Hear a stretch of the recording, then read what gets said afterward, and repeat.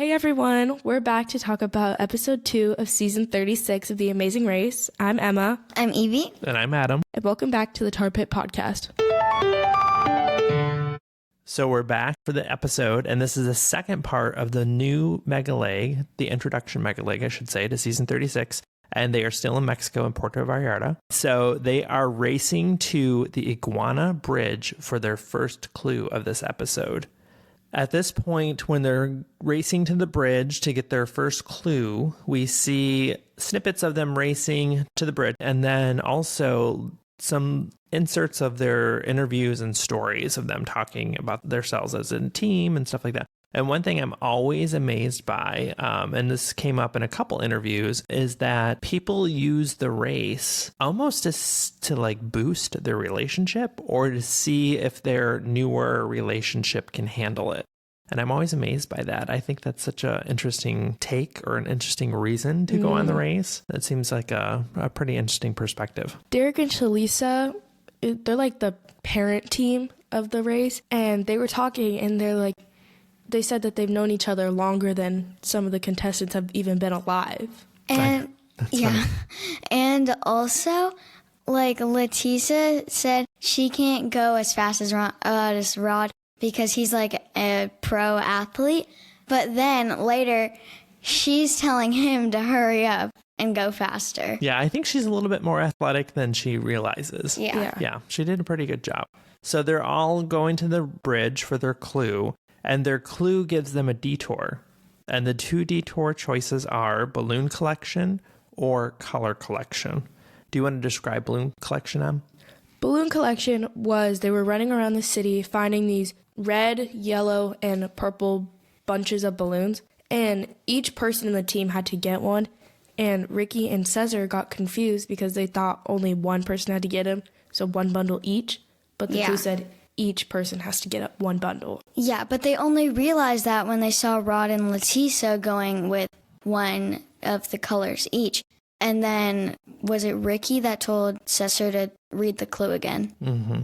And then the other option was color correction. And Evie, what was color correction? Color correction was these strings with flags on them and like Mexican flags. So they had to find the flag string that was not matching with the rest of them. Right. So each flag was a different color, right? Yeah. Each flag that was hanging on the string was a different color, and they were in a certain sequence. Mm-hmm. But mixed in there were some that were off sequence. Yeah. But they had to find them, and there was a lot. So it looked like it definitely took some time. Balloon collection was definitely more of a physical challenge. Yeah.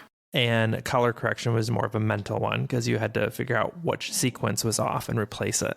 Yeah. And also, Sunny and Busy were the only people that actually stuck with it because there were like 4 other teams that tried it, but then went to balloon collection. Yeah, the color correction one looked really difficult, and a lot of people were struggling. And like you said, there were about 4 or 5 other teams that started there, but switched to the other challenge. At first glance, color correction looks pretty easy because you're just finding the string that doesn't match. And theoretically, if every single team picked it, that means there's 12 strands hanging that don't match. So you have 12 different chances to get it right. It seems easy. Yeah, I think it seems easier than it probably was. So especially, I think, for Busy and Sunny, because they were the first team to show up to that challenge. And so I can imagine that nobody had sort of thinned it out, I guess you would say. Yeah.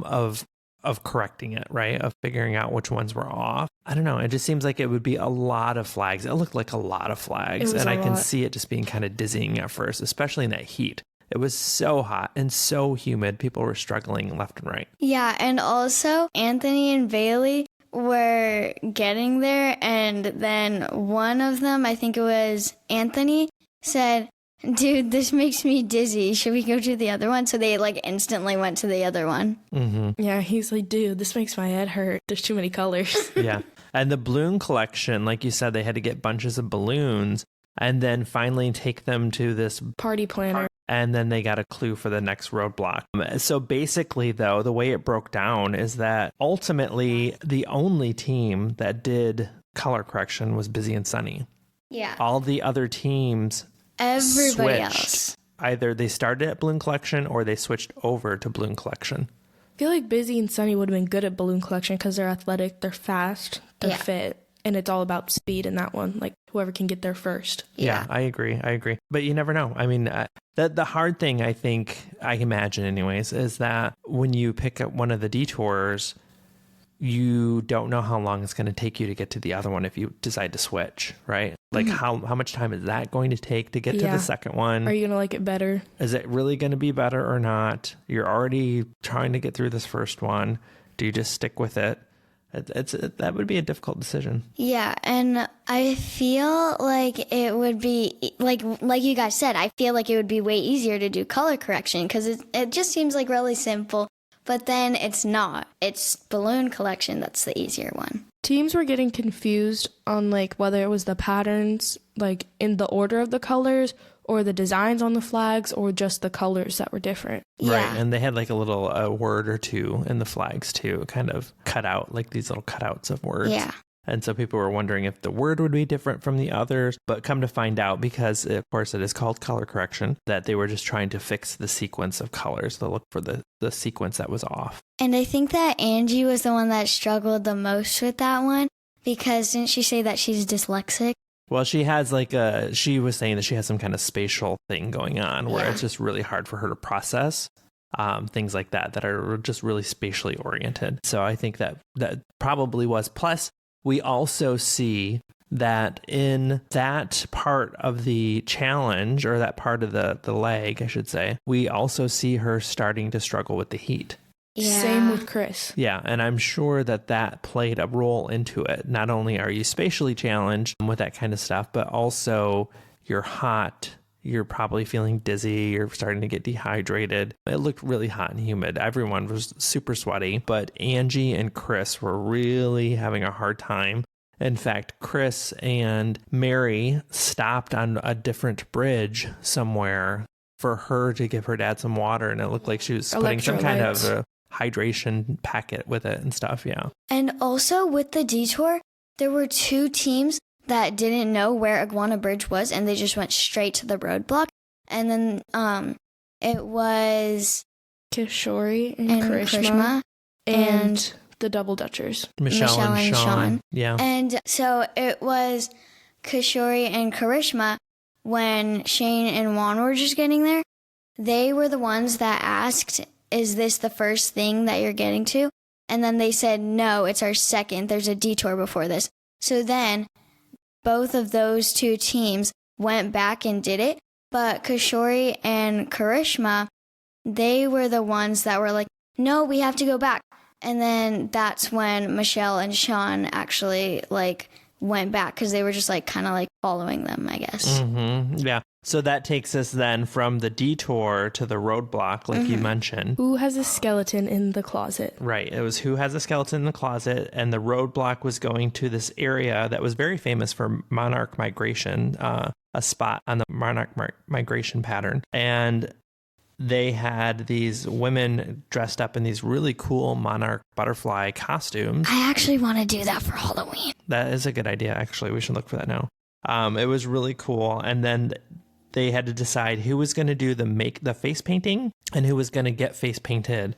And so they had to it was kind of like the Day of the Dead theme, like the candy skeleton type face painting on somebody. Skulls. Or sugar skulls, yeah. And the face painting on them. And so, like you said, though, Michelle and Sean and Kishori and Karishma went straight to the roadblock. They didn't realize that they missed the detour. Yeah. And it was funny, though, because Karishma and Kishori asked Michelle and John, like you said. Michelle and Sean, like you said, if that was the bridge. Because they were even saying, this doesn't look like a bridge. This is confusing. All that stuff. And it wasn't the bridge. So they were doing it. And Michelle and Sean said, yeah, this is it. But they said that because they didn't know they also missed the detour. Yeah. I thought at first, though, because I missed that part when we were watching it the first time, that they were just kind of being shady and trying to throw them off. But then I realized, they thought it really was the first thing because they had missed the detour. So that was kind of funny when we saw that. And also it looked like Shane and Juan was helping them. So Yeah. that was really cool of Shane and Juan. Yeah, and also in the clip where Kishori and Karishma were trying to like ask Shane and Juan, Karishma said, "Wait, no, Shane and Juan wouldn't lie to us." They were very nice and they were very cool and was helping them out and saying, no, this is not first stop. We went to the detour.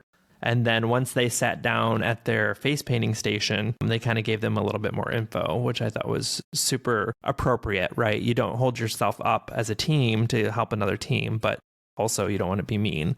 So they started doing their face painting while giving them some hints. Yeah.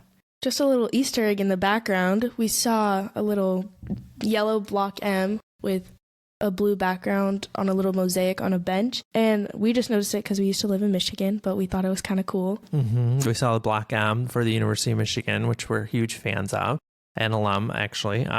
We used to live in Michigan, so that was a big, or like Emma said, a cool Easter egg for us to see. So they continue, and at this point, Chris was getting heat exhaustion, and so was Angie. In fact, she laid down, and Danny was like, all right, let's kill two birds with one stone. And while you're laying down and getting the attention you need, I'm going to continue painting your face. So they were troopers. Yeah. And Chris and Mary got some hydration. They sat down for a minute. He almost threw up, though. Yeah, he did say She he was almost threw like, up. "Don't throw He up on me." probably had some level of heat stroke to feel like that. Yeah. So I feel bad for him. But it looked like it was very hot and very humid. They especially those two, they looked exhausted. But when they were face painting, a ton of people. Everyone was sweating. It was dripping off their faces. It looked like it was really hard to keep the face paint on because there were so many people that were sweating and it was just dripping. Shalisa was painting Derek's face and she was like, "Stop sweating," and it was like dripping down. It was so funny. It was a lot. So bad. It was a lot. She finally figured out how to fix it though. Yeah. So once they got approved for the face painting, they then got their clue to go to the pit stop. And the pit stop was at Casa Kimberly under the Bridge of Love. And that's the area in Puerto Vallarta where Elizabeth Taylor and Richard Burton had homes that they used to escape the paparazzi of Hollywood.